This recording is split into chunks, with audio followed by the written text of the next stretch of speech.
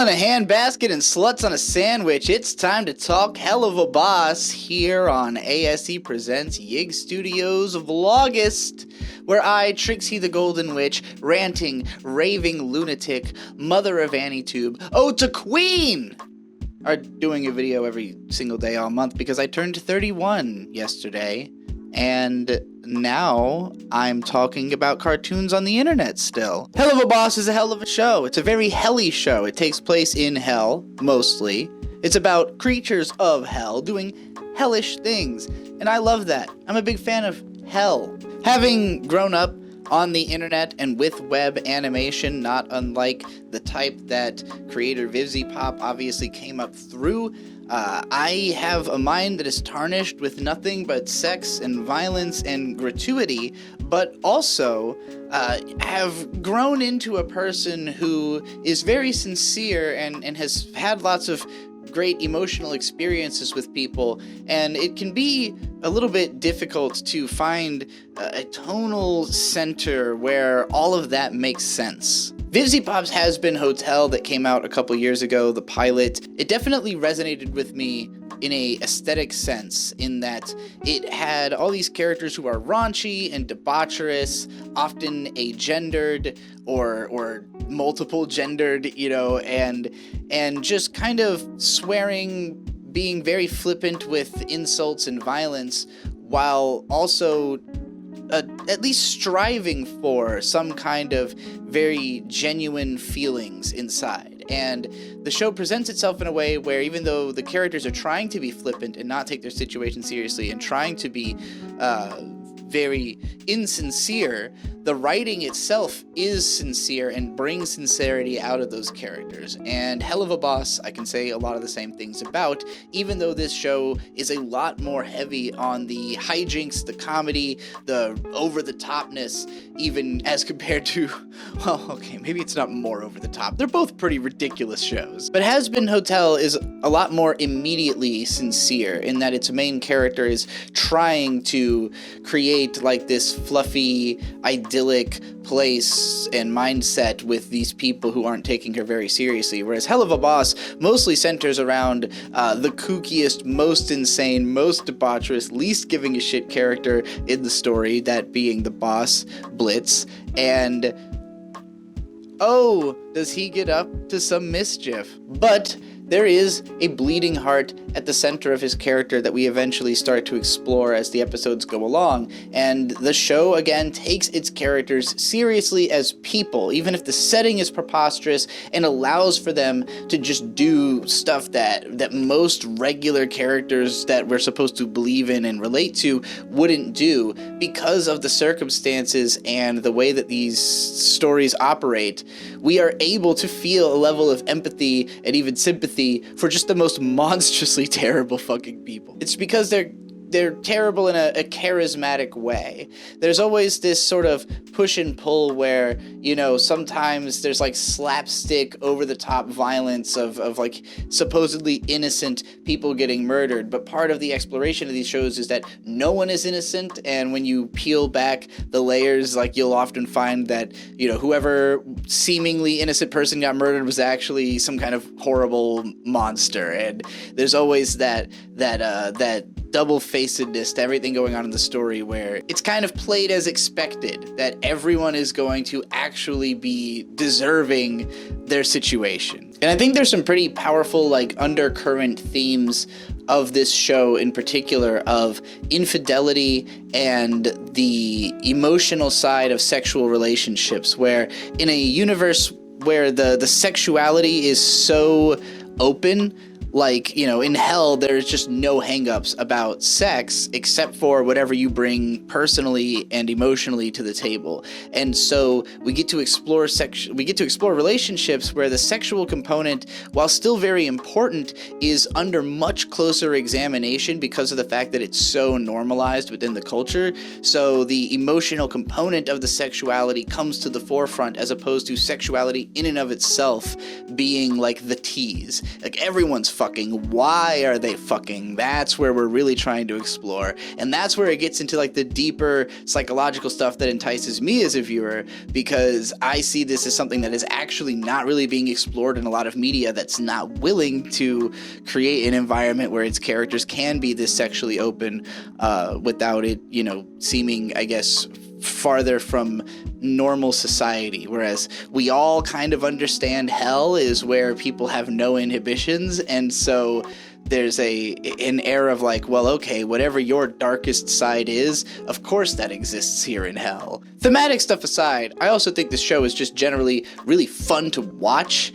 It's hilarious, but it's not that it's the laugh out loud funniest show out there. I do find myself laughing at certain parts, but it's more the satisfaction of the way that everything is animated and it's all snappy and punchy. It takes a lot of cues from classic Western animation, that almost like Looney Tune, Tex Avery style of like just being fun to look at, and I think it does an even better job of that than Has Been Hotel, where that show had so many different styles and was so kind of like almost over animated that it was hard to keep track of everything going on. In this show, everything is like bam, it happens, and it's snappy and it's in your face in a way that I would usually describe like a Trigger show, except it has the more fluid style and puppet based style of Western animation. When it does get into the action scenes though, holy shit, they really just like brought in some kind of crazy action fight animators, I'm sure, because the choreography is insane. The length of the animated fight scenes is insane. They're incredibly fun and satisfying to watch. That was one of the first things I saw from this show, was like the fight scene, and that made me go like, okay, well, I have to watch this now. Like, I didn't expect there was going to be crazy Sakuga in this comedy show. I think that Vivziepop's art style and all the design work that has sort of been derived from it to create this world is really strong. It's very striking. The characters are memorable. I like all the designs, but truly what brings the story to life for me is the voice acting. It's just how satisfying and crunchy all of the swearing and everything is. Hearing Richard Horvitz, who I grew up watching The Grim Adventures of Billy and Mandy. A lot of people know him as the voice of Zim. I knew him for Billy more so, and for, I think he was in Psychonauts. Basically, he was like the voice of the trippy, weird, goth kid cartoons that I grew up with. And he had this ridiculous over-the-top voice, whereas in this show he's kind of being the restrained one. He's like the voice of reason, but we still get to hear him swearing and saying these really satisfying lines. So it's like this update of the stuff I was watching as a kid, but where it's hitting me now because it's able to be as adult as I am now. Of course, the star of this show, Brandon Rogers, is a massive YouTuber who I had not known about, shockingly, until Too Many Games, where he was a guest, and I ended up binging his videos and absolutely loving them. I think that he's one of the most ingenious sketch comedy dudes on the platform. I fucking die watching all of his skits, and so I watched some of those before I ended up finally catching up on Helluva Boss, and Brandon is so over the top in character. In person, he's like, like a pretty chill dude, just like a guy who's hanging out, and then you see him on screen and he's like exploding like a fucking nuclear bomb. And in this character, just really bringing the thunder with the most satisfying swears, the most satisfying dialogue. It's one of those voices that I'm going to be hearing in my head, and the idea that like he hasn't done a ton of voice work is crazy to me, because his voice is already so striking and so memorable that I know I'm going to be hearing it forever.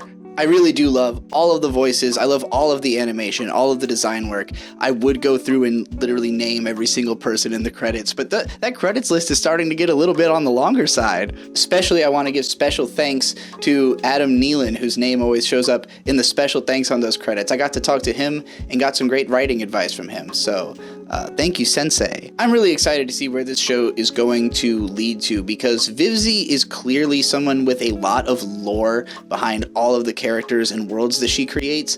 As you watch Has Been Hotel and Helluva Boss, there's just so many background details, so many little things that like will get brought up in a sentence somewhere and then later start getting fleshed out and explored. And so you always know that like anything that gets mentioned means something. If they just have a throwaway line about some bar or like someone's sister or something that's, you know, maybe happened in the past, you're definitely going to get that story if it goes long enough.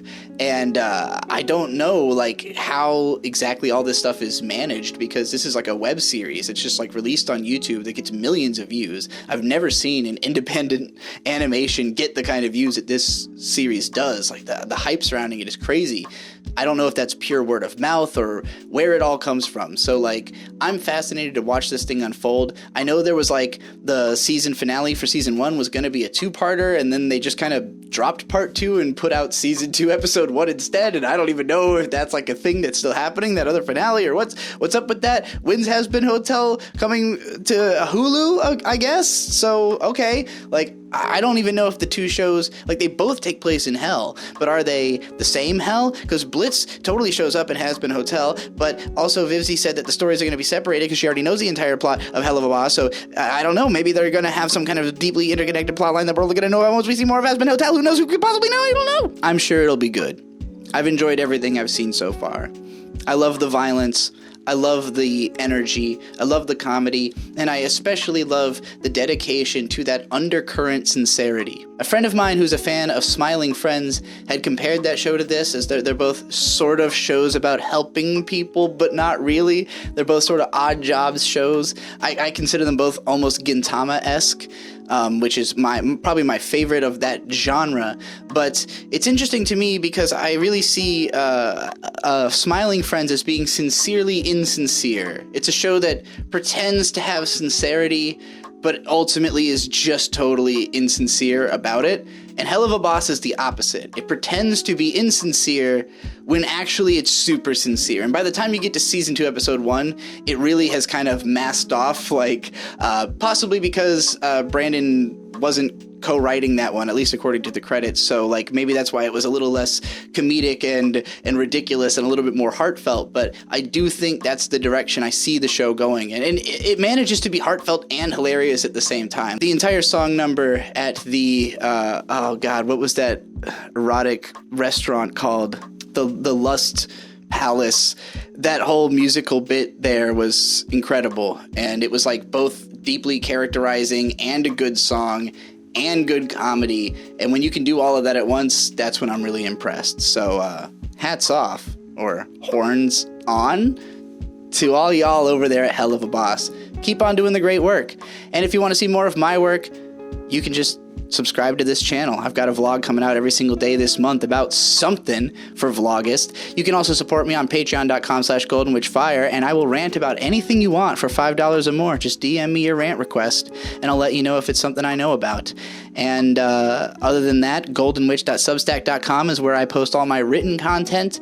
You can also follow me on Twitter and send me money on Cash App and all the other stuff that's linked in the links below. Find my hip-hop music, Sucker Punch. We're on Spotify. We're on YouTube. We're everywhere. We global. And also other podcasts and stuff I do. Okay, that's enough. Thanks again for watching. Helluva Boss forever.